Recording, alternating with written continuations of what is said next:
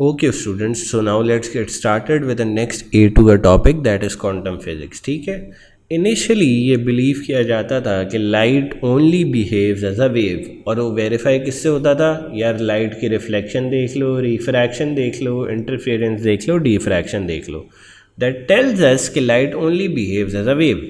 But after further experimentation हमें ये पता चला कि light not only behaves as a wave but it also behaves as a particle. और पार्टिकल का बिहेवियर कौन से दो एक्सपेरिमेंट्स ने कंफर्म किया? Photo electric effect and the second experiment was emission and absorption line spectra. तो देखते हैं कि भाई अगर लाइट जो है एज अ पार्टिकल बिहेव करती है तो फिर उसकी किस तरह की प्रॉपर्टीज़ बन जाती हैं. फर्स्ट ऑफ ऑल, लाइट अगर एक पार्टिकल के तौर पे बिहेव करती है, first of all light has photons. ठीक है, जब हमने ये कंसिडर किया ना कि लाइट एक पार्टिकल के तौर पे भी बिहेव करती है, then we came to a conclusion कि लाइट हैज़ फोटॉन्स.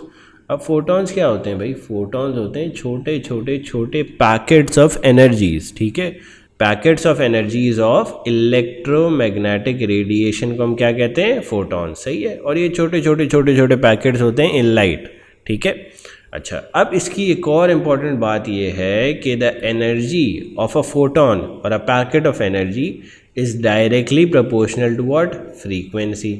और जब डायरेक्ट प्रोपोर्शनैलिटी का साइन हटाते हो तो क्या आता है? Constant that in this case is H या प्लैंक्स कांस्टेंट. और प्लैंक्स कांस्टेंट की वैल्यू क्या होती है बच्चों? 6.63 इंटू 10⁻⁻⁴ जूल सेकेंड. ठीक है, और फ्रीक्वेंसी की जगह बच्चों अगर मैं v डिवाइडेड बाय लैम्डा रख दूं, and since you all know कि भाई इलेक्ट्रोमैग्नेटिक रेडिएशन की स्पीड क्या होती है inside a vacuum? The speed of light.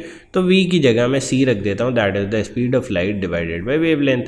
f की जगह मैंने ये रिप्लेस कर दिया, तो so I get my second formula for energy, that is what? E is equals to H C divided by lambda. इधर c क्या है बच्चों? Speed of light, that is 3 into 10⁸ metres per second. Lambda क्या है? Wavelength of light. f क्या है यहाँ पे? Frequency of wave, frequency of light, sorry. ठीक है, तो you have to remember these two formulas only for what? Energy of a photon. ये दोनों फार्मूलाज जो हैं आपको एनर्जी ऑफ अ फोटोन देते हैं. ठीक है, then we have the electromagnetic spectrum. Electromagnetic spectrum क्या बताता है कि there are 7 elements in the electromagnetic spectrum, and as you move towards the right side क्या हो रहा है? फ्रीक्वेंसी कम हो रही है और वेवलेंथ बढ़ रही है. Simple as that.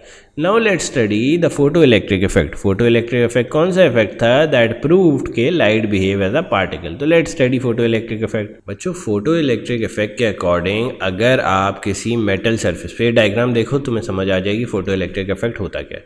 Photo electric effect के अकॉर्डिंग जब आप किसी भी सरफेस पे लाइट के फोटॉन्स, लाइट के एनर्जी पैकेट्स स्ट्राइक करते हो तो they result in the emission of electrons. अब इसकी एक कंडीशन होती है कि ये जो आप फोटॉन्स इमिट कर रहे हो दे must be above a threshold frequency. ठीक है बच्चों, फोटो इलेक्ट्रिक इफेक्ट क्या होता है कि जब आप किसी मेटल सरफेस पे लाइट के फोटॉन्स स्ट्राइक करते हो तो that results in the emission of electrons. और सिर्फ इसमें एक शर्त क्या होती है कि the photons must be above a threshold frequency. ठीक है, थ्रेशोल्ड फ्रीक्वेंसी क्या होती है ये मैं अभी पढ़ाता हूँ, जस्ट अ मिनट. ठीक है, देखो यहाँ पे क्या लिखा हुआ है? The emission of electrons from the surface of a metal by incidence of light और फोटॉन्स. ठीक है, the phenomena only occurs if the frequency is above than the threshold frequency. ठीक है, ये फोटो इलेक्ट्रिक इफेक्ट कब अकर करता है? जब आपकी फ्रीक्वेंसी ऑफ फोटॉन्स या frequency of light is above what? Threshold frequency. ठीक है, अब थ्रेशोल्ड फ्रीक्वेंसी क्या होती है भाई? Threshold frequency is that frequency, threshold frequency बच्चे is the minimum frequency required to remove an electron from a metal surface. Basically photon की वो minimum frequency that will result in an electron emission from the metal surface is called what? Threshold frequency. और इसको हम किससे represent करते हैं? F0 से. ठीक है, अब बच्चे आपने अभी थोड़ी देर पहले एक इक्वेशन पढ़ी थी कि अगर फोटोन की एनर्जी निकालनी है तो use what? E is equals to HF. अब अगर इस f को मैं थ्रेशोल्ड फ्रीक्वेंसी से रिप्लेस कर दूं, this will become what, this will become the minimum energy of a photon needed to remove an electron from the surface of a metal. ठीक है, और इसको हम इन अदर वर्ड्स क्या कहते हैं, वर्क फंक्शन। ठीक है, देखो फर्स्ट ऑफ ऑल आपने थ्रेशोल्ड फ्रीक्वेंसी पढ़ी, that was what, the minimum frequency required to remove an electron from the surface. ठीक है, और अगर उस फ्रीक्वेंसी को लेके, दैट इज एफ नॉट को लेके आप फोटोन की एनर्जी निकालो, the minimum photon energy for which an electron is emitted, वो निकालो, इस एफ की जगह एफ नॉट पुट करो, तो you will get what, the work function. और वर्क फंक्शन क्या होता है बच्चे, the minimum energy of a photon needed to remove an electron from the surface of a metal. Simple as that. Now let's move on to the characteristics of photoelectric effect. भाई photoelectric effect के क्या क्या characteristics होते हैं, देखो first of all, not all electromagnetic radiation can produce a photoelectric effect. We know this as well. Why not all electromagnetic radiations can produce photo electric effect? क्योंकि भाई photo electric effect produce करने के लिए your photon की frequency must be above a threshold frequency. और हमें पता है कि यार कुछ जो रेडिएशंस हैं in the electromagnetic spectrum have very low frequencies, तो they must be below the threshold frequency. इस वजह से वो कभी कभार फोटो इलेक्ट्रिक इफेक्ट नहीं प्रोड्यूस करते। ठीक है, एंड सेकेंड पॉइंट में ही इसको एलैबोरेट किया हुआ है। ठीक है, if the frequency of the electromagnetic radiation is less than the threshold frequency then there will be no photo electric effect.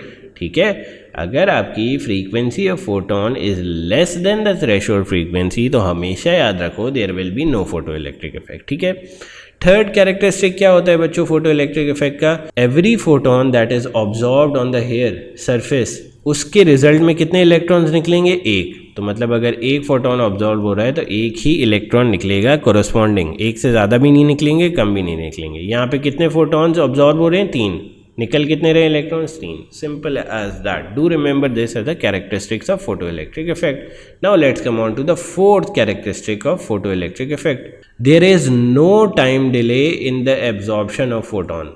There is no time delay in the absorption of photon and the emission of electron। ठीक है, मतलब ये absorb और emit जो है exact same time पे हो रहा है, there is no time delay between this process. ठीक है, now let's come on to some equations and calculations. बच्चों एनर्जी ऑफ फोटोन जो है वो दो चीज़ों से बनी होती है या उसके दो कंपोनेंट्स होते हैं। फर्स्ट ऑफ ऑल तो you have the work function और the minimum energy required to remove an electron, plus क्या कर देते हो, kinetic energy of the electron. ठीक है, अच्छा यहाँ पे E की जगह what will you replace it with, HF, और ये फ्रीक्वेंसी कौन सी होगी, this will be the frequency with which the photon strikes the surface of the metal. भाई ये फ्रीक्वेंसी वो फ्रीक्वेंसी होगी जिस फ्रीक्वेंसी से फोटोन ने मेटल को स्ट्राइक किया। ये एफ नॉट क्या होगी भाई, ये F not will be the threshold frequency. ठीक है, प्लस 1/2 mv², यहाँ पे m की जगह क्या रख दोगे बच्चे, इलेक्ट्रॉन, और v² will be the velocity of the electron. ये सारे सिंबल्स मैंने यहाँ पे मार्क किए हुए, बस इसमें ये डिफरेंस समझ लो कि ये जो f लिखा हुआ है that is the frequency with which the photon strikes the surface, और f नॉट क्या है, threshold frequency. Simple as that. अब आ जाओ इलेक्ट्रॉन वोल्ट पे। भाई इलेक्ट्रॉन वोल्ट है unit of energy for this quantum physics के सारे सवाल। वाई, बिकॉज क्वांटम फिजिक्स में the energies get so small कि हमें एनर्जी का एक और स्मॉलर यूनिट लेना पड़ता है। ठीक है, अब व्हाट इज इलेक्ट्रॉन वोल्ट, उसकी डेफिनेशन आ जाती है कभी कभार, it is the unit of energy, and secondly क्या है, the energy gained by an electron. Energy कितनी इलेक्ट्रॉन गेन करेगा when it passes through a potential difference of 1 volt. ठीक है, और हमने ओ लेवल्स और एएस में से जो है वो वोल्टेज का क्या फॉर्मूला पढ़ा था, voltage is equals to energy divided by charge. ठीक है, अब वोल्टेज क्या हो गया, 1 हो गया in this case for electron volt. Charge क्या हो गया, charge of an electron 1.6 × 10⁻⁻19 is equals to energy. तो इलेक्ट्रॉन वोल्ट की एनर्जी comes out to be what, 1.6 × 10⁻⁻19 joules. Now let's come on to the next property for photo electric effect. भाई photo electric effect में आप frequency f जिस frequency से photon hit कर रहे हैं मेटल सरफेस को, अगर वो इंक्रीज कर दो तो क्या होगा? तो भाई अगर आप इक्वेशन यहाँ पे वापस लिखो, H F is equals to H F naught plus E K max, ठीक है। अगर आप बच्चे ये वाली फ्रीक्वेंसी इंक्रीज कर रहे हो, ठीक है, तो ये एनर्जी क्या हो जाएगी? दिस विल इंक्रीज, ठीक है। अच्छा, एफ नॉट जो है वो कांस्टेंट रहेगी, थ्रेशोल्ड फ्रीक्वेंसी रिमेन्स कांस्टेंट, तो work function will remain constant. तो ये जो एनर्जी का इंक्रीज आया है that will be satisfied by which quantity? भाई आपका लेफ्ट हैंड साइड पे एनर्जी इंक्रीज हुई है, राइट हैंड साइड पे अभी तक वर्क फंक्शन कांस्टेंट है, तो क्या चीज़ इंक्रीज होगी?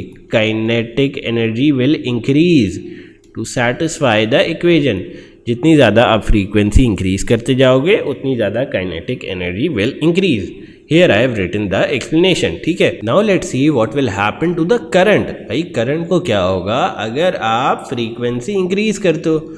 फ्रीक्वेंसी इंक्रीज करते हो, that is frequency with which the photon strike the metal surface. अगर इंक्रीज कर रहे हो तो करंट को क्या होगा? भाई फ्रीक्वेंसी इंक्रीज करने से क्या हो रहा है?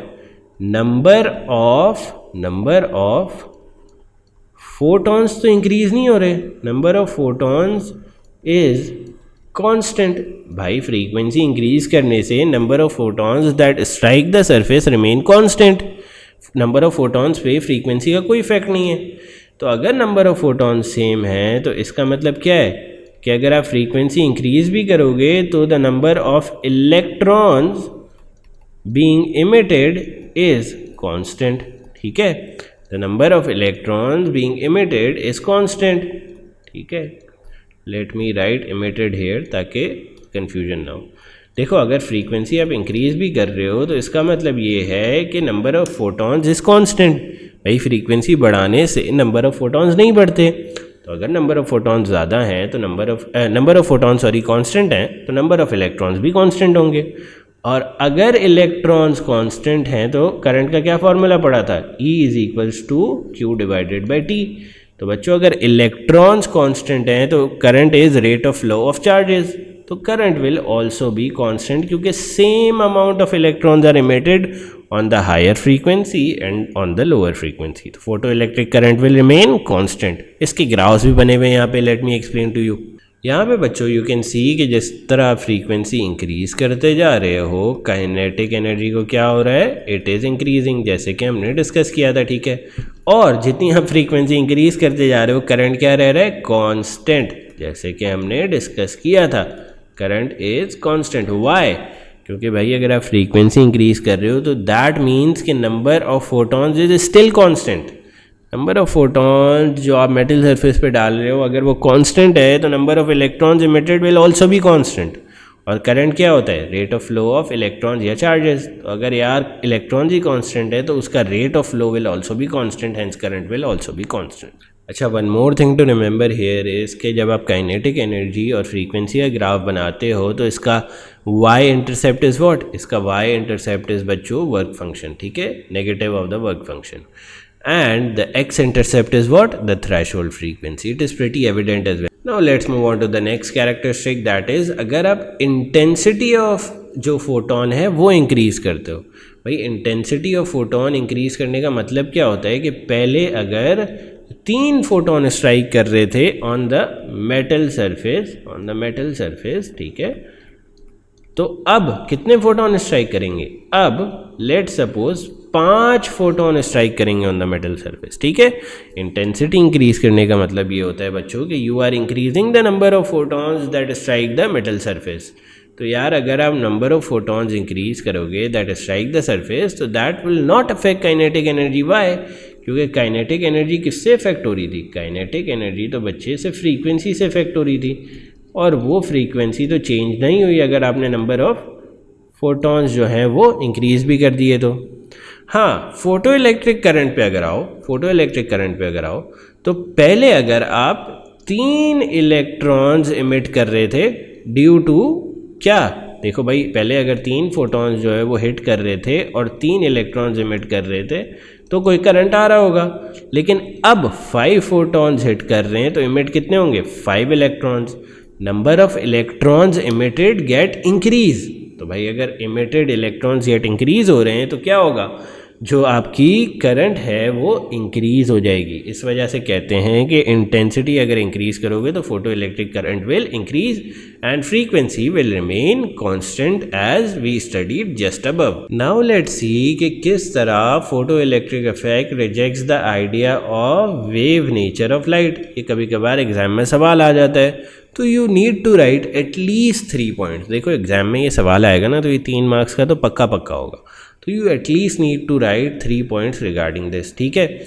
वो 3 पॉइंट्स कौन से हो सकते हैं, कोई भी 3 इनमें से याद करके चले जाओ। लेट मी रीड एटलीस्ट 3 ताकि आप लोगों के जहन में बैठ जाए। भाई फोटो इलेक्ट्रिक इफेक्ट ने idea of wave nature of light को इस तरह रिजेक्ट किया कि फर्स्ट ऑफ ऑल तो अगर आप लो इंटेंसिटी की लाइट, ठीक है, लो इंटेंसिटी की लाइट हाई फ्रीक्वेंसी पे स्ट्राइक करते हो एट अ मेटल सरफेस, तो it will produce photo electric effect, ठीक है। But if you reverse things, अगर आप हाई इंटेंसिटी की light low but at a low frequency low, ठीक है, तो that wouldn't produce photo electric effect. This was opposite to the wave nature of light. Second point क्या लिख सकते हो बच्चों, second point you can write कि अ लो फ्रीक्वेंसी लाइट अगर आप लार्जर ड्यूरेशन के लिए इंसिडेंट करते हो तो that will not produce photo electric effect. This also confirms के वेव नेचर ऑफ लाइट नहीं है, ठीक है। थर्ड पॉइंट बच्चे आप क्या लिख सकते हो कि दैट यू हैव स्टडीड कि जैसे जैसे इंटेंसिटी इंक्रीज होती है काइनेटिक एनर्जी इंक्रीज होती है। For what, for waves. But इस सिस्टम में ऐसा नहीं हो रहा, फोटो इलेक्ट्रिक इफेक्ट में ऐसा नहीं हो रहा। अभी आपने देखा कि इंटेंसिटी अगर इंक्रीज कर रहे हो तो kinetic energy would have remain constant. और फोर्थ पॉइंट क्या है भाई, there was no time delay between the incidence of light and emission of electrons. तो ये 4 प्रॉपर्टीज में से अगर आप कोई भी 3 भी लिख के आ जाओ कि that defies wave nature of light, तो you will get the full marks, ठीक है। Now let's come on to the topic of stopping potential and maximum kinetic energy of electrons। बच्चों whenever you strike photons, ये देखो ये एक metal surface है, I forgot to mark here but this is a metal surface। जब भी आप ये ब्लू कलर के photons स्ट्राइक करोगे मेटल सरफेस पे क्या होगा, इलेक्ट्रॉन्स रिलीज होंगे। अब बच्चों ये इलेक्ट्रॉन्स जो हैं they will have some amount of kinetic energy of electrons, जो हमने क्या पढ़ा था किसके इक्वल थी, 1/2 mv²। अब हम क्या करते हैं कि भाई सिंस इलेक्ट्रॉन्स का चार्ज नेगेटिव होता है ना, हम इलेक्ट्रॉन्स के सामने एक नेगेटिव प्लेट रख देते हैं, तो क्या होगा, दोनों चार्जेस रिपेल करेंगे और ये जो काइनेटिक एनर्जी है this will get converted into what, electric field की पोटेंशियल या एनर्जी, ठीक है। तो इलेक्ट्रिक फील्ड की एनर्जी किस तरह निकलती थी, E = VQ, V was the voltage, Q was the charge. तो क्या मैं 1/2 mv² that is what the kinetic energy of the electrons को इक्वेट कर सकता हूँ Vs into Q। And now if I rearrange the formula, velocity is equals to 2vsq, ठीक है, divided by m/√, ठीक है। स्टॉपिंग पोटेंशियल बच्चे क्या होता है, वो पोटेंशियल जो आप अप्लाई करते हो in the opposition of electrons. भाई इलेक्ट्रॉन्स नेगेटिव हैं, आप उसके ऑपोजिंग में कितना पोटेंशियल अप्लाई करोगे to cause it to stop, ठीक है। तो that is the stopping potential. वो स्टॉपिंग पोटेंशियल इनटू चार्ज, यहाँ पे भी एस लिख देता हूँ, is equal to what, kinetic energy of the electrons जो उनके पास इनिशियली होगी। भाई इलेक्ट्रॉन्स के पास जो काइनेटिक एनर्जी होगी दैट विल गेट आहिस्ता कन्वर्टेड या repelled by the stopping potential, ठीक है। तो kinetic energy will get converted into what, energy of the electric field. वो किस तरह निकालते हैं, वोल्टेज इनटू चार्ज। वोल्टेज कौन सा होगा, स्टॉपिंग पोटेंशियल, Q क्या होगा, इलेक्ट्रॉन का चार्ज, 1/2 mv²। यहाँ पे m क्या होगा, मास ऑफ इलेक्ट्रॉन, v क्या होगा, वेलोसिटी ऑफ इलेक्ट्रॉन, ठीक है। This is the formula for stopping potential. I have written it down here, यहाँ पे मैंने सारी एक्सप्लेनेशन भी बताई हुई है तुम लोगों को, ठीक है। फॉर्मूला फॉर स्टॉपिंग पोटेंशियल किस तरह निकला है बच्चों, हमने जो इलेक्ट्रिकल एनर्जी है या इलेक्ट्रिक फील्ड की एनर्जी है E, उसको इक्वेट कर दिए किससे, काइनेटिक एनर्जी मैक्स से, ठीक है। तो V stopping potential into Q is equals to 1/2 mv²। 2 gets multiply here, m divide हो जाता है, अंडर रूट में वी गेट द वेलोसिटी की equation that is v is equals to 2vsq divided by m। ठीक है। अच्छा, अब आपको अगर याद हो तो आई ऑल्सो टोल्ड यू, या इफ़ यू डोंट रिमेंबर यहाँ पे देख लो, एक काइनेटिक एनर्जी का सिर्फ ये फॉर्मूला नहीं होता 1/2mv²। काइनेटिक एनर्जी का फॉर्मूला ये भी होता है p² divided by what, p² divided by 2m। इसमें p क्या होता है बच्चे, मोमेंटम, एंड m क्या होता है, मास। ठीक है। तो काइनेटिक एनर्जी के दो फॉर्मूलाज हमने पढ़े हैं आइडियली, एक होता है 1/2mv², दूसरा होता है p² divided by 2m। m क्या होता है, मास ऑफ इलेक्ट्रॉन, और q क्या होता है, momentum of electron in this case. ठीक है।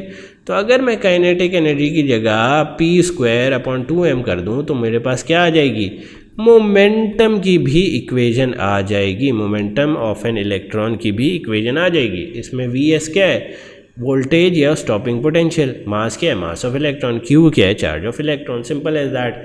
और now let's see graphs of this as well. अब इसके ग्राफ्स देख लेते हैं भाई। जितनी आप फ्रीक्वेंसी इंक्रीज करते जाओगे, जितनी फ्रीक्वेंसी इंक्रीज करोगे, E is equals to HF वाले फॉर्मूले से जितनी फ्रीक्वेंसी इंक्रीज करोगे क्या होगा, एनर्जी इंक्रीज होती जाएगी। भाई जितनी फ्रीक्वेंसी इंक्रीज करोगे energy of the photon will increase, और यही फोटोन जब आके स्ट्राइक करेगा ऑन द इलेक्ट्रॉन तो उसका वर्क फंक्शन तो कांस्टेंट रहेगा।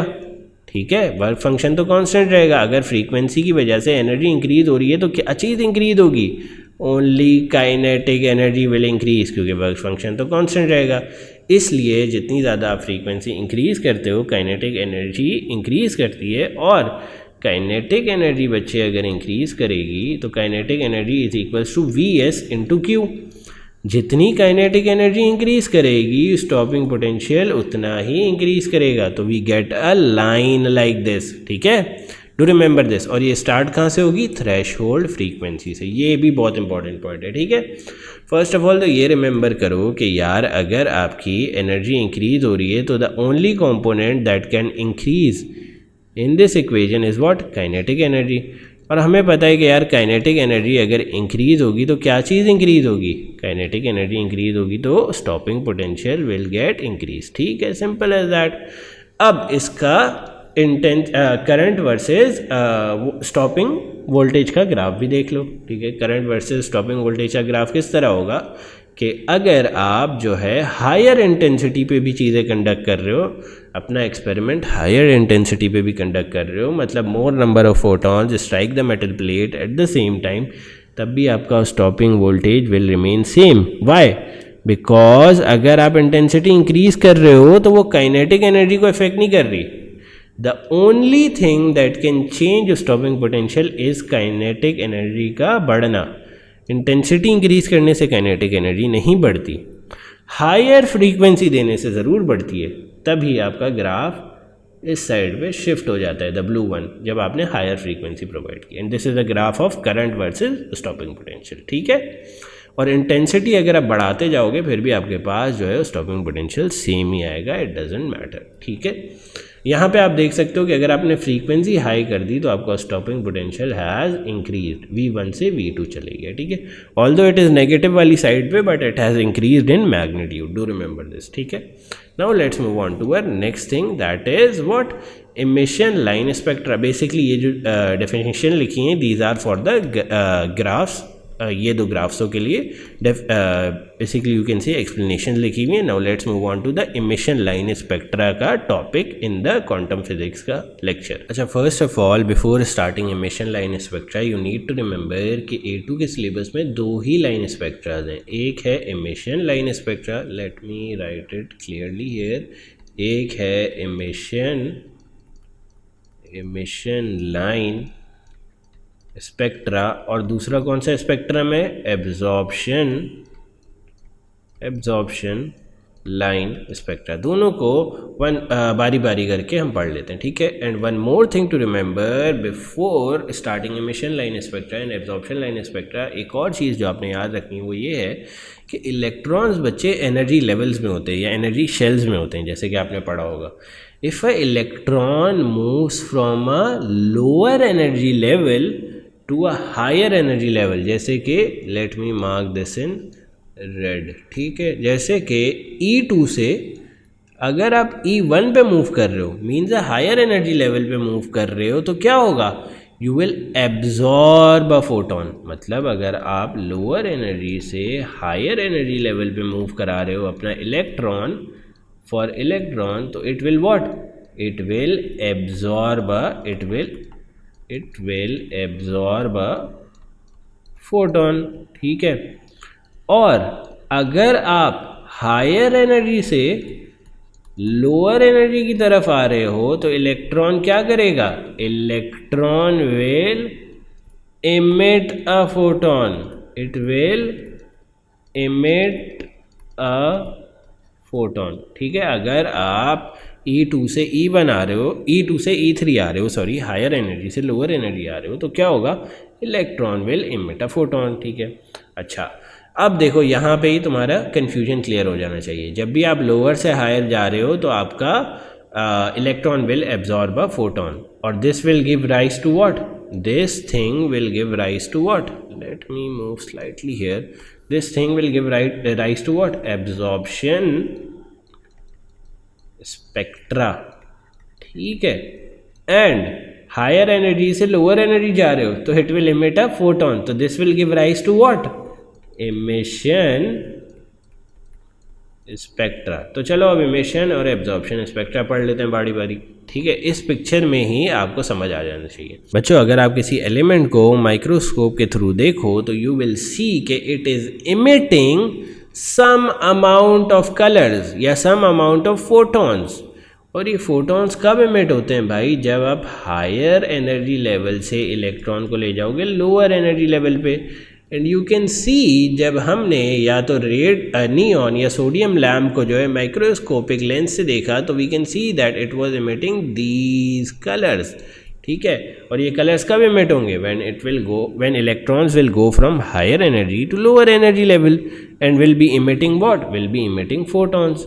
और जब आपका इलेक्ट्रॉन हायर से लोअर एनर्जी लेवल पे जाता है और इमिट कर रहा होता है photon, you get what, emission spectra. और ये जो मैंने ब्लू में मार्क किया है, this is your emission spectra, ठीक है। अब now let's come on to absorption spectra. जब आप लाइट को पास थ्रू कराते हो एक कोल्ड एलिमेंट या फिर कोई ऐसा एलिमेंट जो ठंडा हुआ है, ठीक है, and see it through a microscope, तो आप क्या देखते हो कि some of the colours are missing. ये देखो, ये ब्लैक लाइंस देख रहे हो जो मैं ग्रीन से मार्क कर रहा हूँ, some of the colours are missing, ठीक है। अब ये कलर मिसिंग किस वजह से हो गए भाई, जब आपने लाइट पास कराई है थ्रू अ कोल्ड एलिमेंट, इसलिए मिसिंग हो गए हैं बच्चों, क्योंकि कोल्ड एलिमेंट में कुछ इलेक्ट्रॉन जो हैं उन्होंने क्या किया है, लोअर एनर्जी से हायर एनर्जी लेवल की तरफ मूव कर गए। और ये करते वक्त उन्होंने क्या कर लिया है, they have absorbed the respective photons.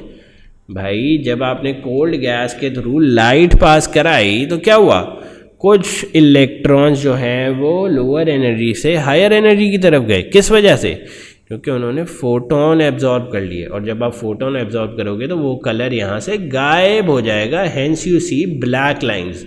और ये जो ग्रीन में मैं मार्क कर रहा हूँ, this is what, absorption spectrum. तो आई होप यहाँ तक आपको चीज़ें क्लियर होंगी। एब्जॉर्प्शन स्पेक्ट्रम कब बनता है, जब आपका electron goes from lower to higher energy level and absorbs photons. Emission spectrum कब बनता है बच्चों, when your electron goes from higher to lower energy level. और क्या करता है in the process, emission spectrum बनाने के लिए जब आप हायर एनर्जी से लोअर एनर्जी की तरफ जा रहे होते हो इलेक्ट्रॉन के केस में, तो वो इमिट क्या करता है, it emits a photon and it results in the formation of emission spectra, simple as that. यहाँ पे बच्चे देखो मैंने आपको एक्सप्लेन भी कर दिया फुल डायग्राम के साथ, you can go and read through it. ये पॉइंट जो है वो लाजमी है, these are marking scheme related, तो do add these points in your answer. यहाँ पे मैंने फुली एक्सप्लेन कर दिया, ठीक है। You can read this as well. और फिर भी अगर कोई सवाल हो you can ask me. Absorption line spectra के लिए भी मैंने सेम ही कर दिया है, ठीक है। जब आप लोअर एनर्जी से हायर एनर्जी जा रहे होते हो तो what does your electron do, your electron absorbs photon, ठीक है। और वो जो फोटोन एब्जॉर्ब करते हो they are invisible in the final result, या फिर ब्लैक लाइंस बन जाती हैं उनकी जगह, ठीक है।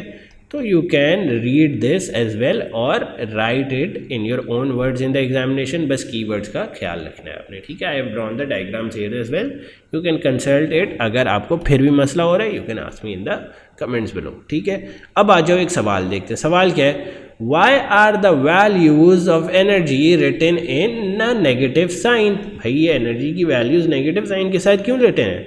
Because the negative sign indicates क्या, इतनी डेफिशिएंसी है भाई एनर्जी में इलेक्ट्रॉन को 1 लेवल से 2 लेवल पे ले जाने के लिए, डेफिशिएंसी दिखा रहा है ये एनर्जी की, ठीक है। That's why we represent it with a negative sign.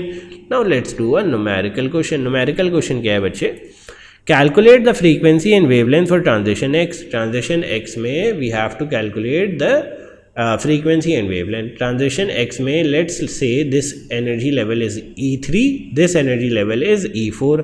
हम E3 से E4 की तरफ जा रहे हैं, ठीक है। तो चेंज इन एनर्जी क्या होगा बच्चे, 0.85 माइनस 0.54।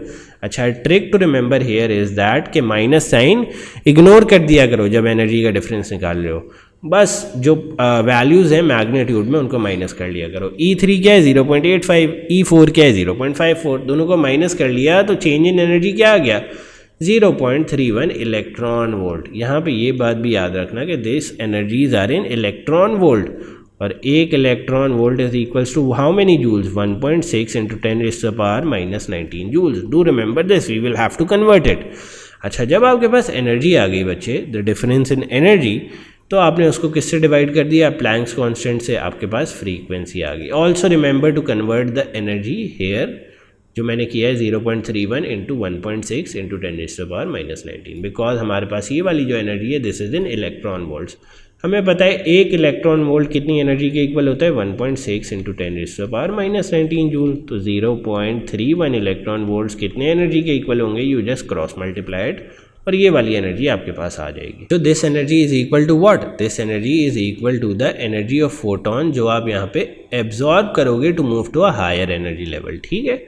तो this is the energy of the photon. जो डिफरेंस इन एनर्जी होता है ना, जो एनर्जी लेवल्स के बीच का डिफरेंस इन एनर्जी होता है, that is the energy of photon, that is either absorbed या इमिटेड।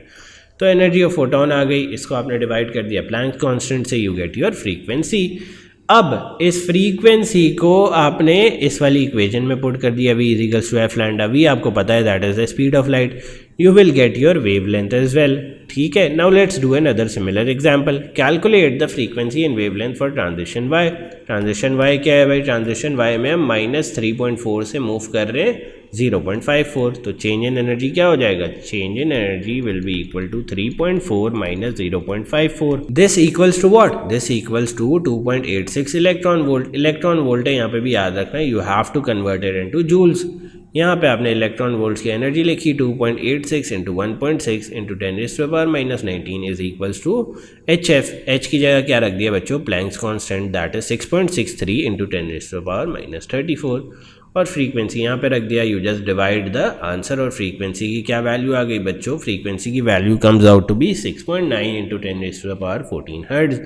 सिमिलरली आपने फ्रीक्वेंसी को v is to F lambda में वापस रख दिया, v की जगह 3 इंटू 10⁻8 रख दिया, f की जगह 6.9 इंटू 10⁻14 रख दिया, lambda comes out to be 4.3 into 10⁻⁻7 metres as that, ठीक है। इससे बच्चों आपको दो कंक्लूजन्स मिलती हैं कि as the difference in energy increases, देखो पार्ट ए में डिफरेंस इन एनर्जी कितना था 0.31, पार्ट बी में डिफरेंस इन एनर्जी कितना था 2.86। तो जिस तरह डिफरेंस इन एनर्जी इंक्रीज हो रहा है, फ्रीक्वेंसी क्या करती है, इंक्रीज करती है। हायर एनर्जी में फ्रीक्वेंसी क्या थी 6.9 इंटू 10⁻14, और लोअर एनर्जी में फ्रीक्वेंसी क्या थी 10⁻13। और वेवलेंथ क्या करती है बच्चे, डिक्रीज करती है if you increase the energy या चेंज इन एनर्जी। अच्छा बच्चों, now let's come on to the band theory. Gas में हमने देखा कि डिफरेंट एनर्जी लेवल्स होते थे, E1, E2, E3, E4। Solids और लिक्विड्स में ये होता है कि ये जो एनर्जी लेवल्स हैं वो इतने क्लोज हो जाते हैं कि they start to form bands, और बैंड्स जो हैं वो इस तरह के बनना शुरू हो जाते हैं, ठीक है। That are also known as energy levels, सही है। अब बैंड्स जो हैं सॉलिड में वो दो तरह के होते हैं, सॉलिड और लिक्विड में दो तरह के बैंड्स होते हैं, valence bands and conduction bands. Conduction bands में वो इलेक्ट्रॉन्स होते हैं that are available for conduction, valence band में वो इलेक्ट्रॉन्स होते हैं that are in the valence shell. Now let's utilize band theory to explain what? To explain insulator, semiconductor and conductor की working. Insulator में ये जो कंडक्शन बैंड है, let's label this as CB, और वैलेंस बैंड जो है इसके बीच का गैप बहुत बड़ा होता है, तो इसलिए इलेक्ट्रॉन्स को जंप कराना from valence band to conduction band is very difficult. Hence insulator जो है वो इलेक्ट्रिसिटी बहुत ही बैडली कंडक्ट करता है, या as a weak conductor of electricity and heat. Semiconductors में बच्चों क्या होता है, स्मॉल बैंड होता है, स्मॉल बैंड गैप होता है. कंडक्शन बैंड और वैलेंस बैंड के बीच का जो गैप है दैट इज़ वेरी स्मॉल, तो इलेक्ट्रॉन्स को जंप कराना from valence band to conduction band is really easy. Hence conductivity of semiconductor is greater than insulator. और कंडक्टर की सबसे ज़्यादा कंडक्टिविटी होती है, क्यों? क्योंकि उसमें कंडक्शन बैंड और वैलेंस बैंड आर ओवरलैपिंग. ठीक है, तो बेसिकली सारे इलेक्ट्रॉन्स ही अवेलेबल होते हैं फॉर कंडक्शन. हेंस कंडक्टर की conductivity is the highest. Now let's move on to the next topic, that is why resistance of LDR and thermistor decreases जब आप उसके ऊपर light intensity for LDR and thermistor के ऊपर जब temperature increase कर. तो बेसिकली कहना ये चाह रहा है कि LDR पे जब आप लाइट इंटेंसिटी इंक्रीज करते हो एंड थर्मिस्टर पे जब आप टेम्परेचर इंक्रीज करते हो, ठीक है, थर्मिस्टर पे जब आप टेम्परेचर इंक्रीज करते हो, तो बताओ इन दोनों सिनेरियोज में रेजिस्टेंस जो है वो डिक्रीज क्यों कर जाती है? Tell me why. इन दोनों केसेस में रेजिस्टेंस जो है वो डिक्रीज क्यों कर जाती है? एक्सप्लेन. तो इसका सोल्यूशन जो है या इसकी description is really simple. LDR में बच्चों क्या होता है, LDR इज़ अ सेमीकंडक्टर. ठीक है, जिस तरह आप लाइट बढ़ाते जाते हो क्या होता है, इलेक्ट्रॉन्स स्टार्ट टू मूव या start to jump from valence band to conduction band. भाई LDR में क्या होता है कि जिस तरह आप लाइट इंटेंसिटी बढ़ाते जाते हो, इलेक्ट्रॉन्स क्या करते हैं, जंप करना शुरू कर देते हैं from valence to conduction band. और जैसे ही valence to conduction band jump करेंगे, इलेक्ट्रॉन्स कहाँ पे ज़्यादा हो जाएंगे, कंडक्शन बैंड में. एक दफ़ा कंडक्शन बैंड में इलेक्ट्रॉन ज़्यादा हो गए तो now these electrons are available for conduction. Hence अगर इलेक्ट्रॉन ज़्यादा हो गए that are available for conduction, current क्या हो जाएगा, इंक्रीज. और करंट इंक्रीज होता है तो रेजिस्टेंस क्या कर जाती है, decrease. The same logic is applied for thermistor, but उसमें बस लाइट इंटेंसिटी की जगह you have to replace the word with temperature. ठीक है, अब बच्चों कभी कभार एग्जामिनर पूछ लेता है कि यार चलो LDR और थर्मिस्टर की तो रेजिस्टेंस डिक्रीज होती है with increase in intensity of light या फिर टेम्परेचर, बट मेटालिक कंडक्टर्स की रेजिस्टेंस जो है वो इंक्रीज क्यों हो जाती है विद टेम्परेचर? तो उसका भी बहुत अच्छा आंसर है. उसका आंसर आप क्या लिखोगे बच्चों, you will write that in the conductors valence and conduction band overlap. हमने अभी देखा कि भाई अगर वैलेंस एंड कंडक्शन बैंड जो है कंडक्टर में ओवरलैप करते हैं, तो अगर आप टेम्परेचर इंक्रीज करोगे ना तो इन इलेक्ट्रॉन्स की या इन एटम्स की वाइब्रेशन इंक्रीज हो जाएगी. वाइब्रेशन इंक्रीज हो जाएगी तो hindrance to the flow of electrons will increase. ठीक है, hence current falls and resistance rises, simple as that.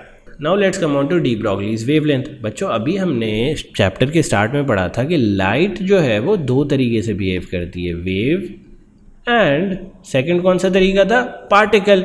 और साइंटिस्ट ने जो नया तरीका फाइंड किया था वो क्या था कि wave as a particle behave करती है. That was quite shocking. Similar time पे साइंटिस्ट ने ये भी फाइंड किया कि यार इलेक्ट्रॉन जो कि हमारे परसीव नोशन है कि एज अ पार्टिकल बिहेव करता है, लेकिन साइंटिस्ट ने क्या फाइंड आउट किया कि electron also behaves as a wave. तो इलेक्ट्रॉन जब वेव की तरह बिहेव करता है तो उसकी वेवलेंथ निकालने के लिए we use this formula known as de Broglie's wavelength. ठीक है, देखो बच्चों साइंटिस्ट ने दो इंपॉर्टेंट डिस्कवरीज की जो मैंने ब्लू में मार्क की हुई है. लाइट जो है पार्टिकल की तरह बिहेव करना शुरू हो गई एंड इलेक्ट्रॉन जो है वेव की तरह बिहेव करना शुरू हो गया.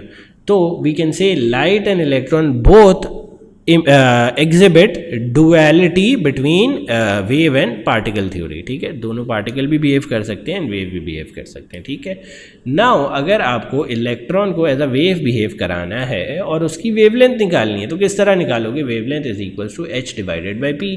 इसमें h क्या है? प्लैंक्स कांस्टेंट, लैम्डा क्या है? वेवलेंथ, p क्या है? Momentum of the electron, simple as that, ठीक है। अब now let's come on to कि किस तरह, अच्छा हाँ, इसकी बेसिक इंटरफेरेंस आपको यहाँ पे दिख रही है स्क्रीन पे। The rings represent what? Rings represent के इलेक्ट्रॉन की कंस्ट्रक्टिव इंटरफेरेंस हुई है, और ये जो गैप है दिस रिप्रेजेंट्स व्हाट? के इलेक्ट्रॉन्स की डिस्ट्रक्टिव इंटरफेरेंस हुई है, simple as that. Basic wave वाली सारी चीज़ें will be applied to electrons as well, ठीक है। बच्चों, डू यू रिमेंबर कि हमने थोड़ी देर पहले मोमेंटम ऑफ अ इलेक्ट्रॉन का ये फॉर्मूला भी निकाला था? कहाँ निकाला था? स्टॉपिंग पोटेंशियल में। Do you remember stopping potential की अगर मैं वर्किंग आपको वापस दिखा दूँ तो if we go just above here, हाँ ये देखो, मोमेंटम का हमने ये वाला फॉर्मूला लगाया था, ठीक है, या निकाला था। तो if I replace lambda is equals to h p में p बाय दिस फार्मूला, तो that wouldn't be anything big. बस उन्होंने यही किया हुआ है फॉर डी ब्रॉगलीज वेवलेंथ का सेकंड फार्मूला, जो आपको याद होना चाहिए। फर्स्ट ऑफ ऑल क्या फार्मूला है डी ब्रॉगलीज वेवलेंथ का जो आपको याद होना चाहिए? This one, lambda is equals to h divided by p. H क्या है? प्लैंक्स कॉन्स्टेंट, पी क्या है? मोमेंटम।